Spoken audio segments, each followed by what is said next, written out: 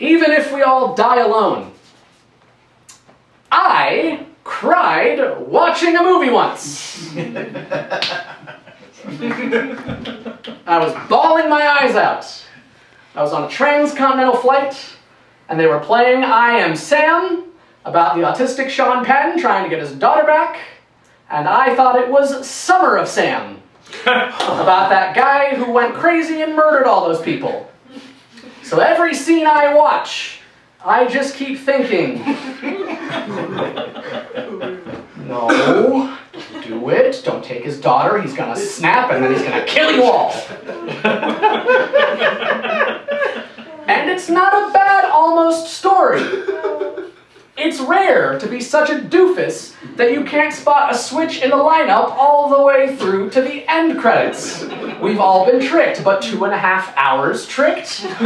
It's something else, and I wanted to explain it to you. To try to remember. Yes, I cry at the movie, but it's on a plane. But crying to a movie is not special, not on a plane. We're all easy marks for a tearjerker when we're jet-lagged. However, even now that I'm older and weaker and wiser from all the bad news I've carried and people I've tried to put back together or lay to rest, it is still hard work getting there sometimes. To feel like the hands are mine and the egg yolk on them actual Humpty Dumpty guts if I'm away from my friends for too long. And I need that. Because if I don't get it, then something inside me shuts down. And I'll walk around with this cold bag of nickels clinging in the back of my head, and things start to smell like a dentist's office for no reason, and I can feel my skin oil secrete and reduce down to a gross film over my arms and legs and face like dried soda, and I'll need a friend, or R.S. Elise's Here poem, or it transforms into a toxic fog that makes me blink a little bit longer, a heady weight thick enough that I have to talk myself up to wearing a suit or a smile, or down the stairs from my room, remind myself to listen to anything over the nickel clatter and the salt and the room shrinking, and when my shoulders are sore in the morning, it's suddenly a sign, my body speaking to me, saying, you're not young anymore. You don't have forever to hide behind. And I forget things. With all this racket, I forget the last 3 gifts I gave my friends. Or the I love you, oh brother of mine. Bubbling up out of my chest on the good winter mornings. Or how this one time, you know who, called me a babe. Eyebrow cocked. Maybe ironically, but still, I cut a good figure in my skin suit then. And I forget too how even then I didn't think twice to give it up for the young writers that were my students, but ground my cool into a fine powder, a gimcrack pixie dust, and sprinkled it over their heads and clapped to watch them fly.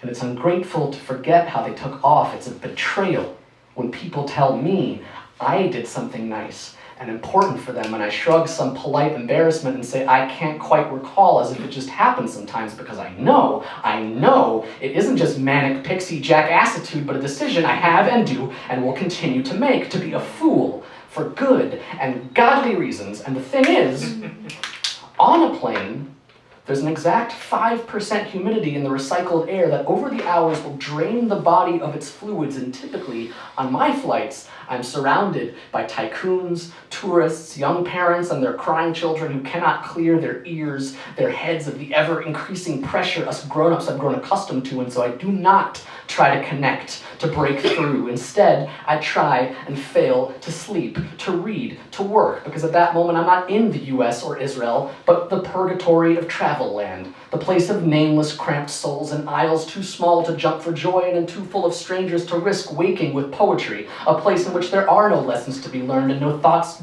to be had beyond how to get out and where to go and which forms to fill and what I's dotted and T's crossed and shoes off and belts in the box and pens and phones in the jacket to get out of the way faster.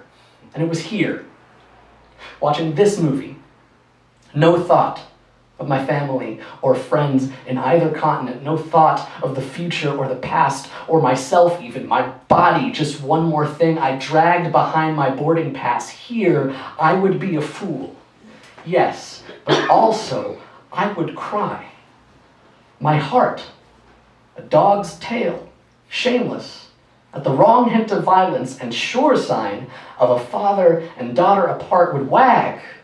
No, so vigorously that my few fluids gathered to leak out of my face in protest, and this matters. To know that in a world of strangers where we, in the name of good sense and propriety, fill out our landing cards in abject silence and over the course of 13 hours refuse to look at each other, even as we're doing the impossible, even as we are flying out of one life and into another across an ocean at a speed our great-grandparents never imagined, in this world all full of miracles and empty of eyes. I am an untidy house with room for anyone, and even when no one asks or watches, I care so hard it wrings me out like a towel. And I do not have to say I'm sorry for that. That's my best part. My favorite story.